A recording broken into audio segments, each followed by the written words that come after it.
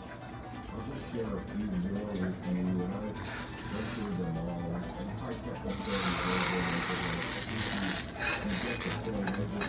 I want to give these individual results on this platform as well. And things breaking folks that are really high. Yeah, it's fun work. I'm sure you enjoyed doing it. Doing it for 10 years. The Trump administration is doing, each with a story like the one I just shared. As you know, I'm a dad, and well, I've just been having the greatest time ever. People who get fired never say they perform bad, right? People I left within my own other agencies that they were told they would be discussing performance when in some cases they only had to do that because they were using it. I've never seen a person lay off people saying that they were performing poorly. Just so you see as well, I'll leave you with this.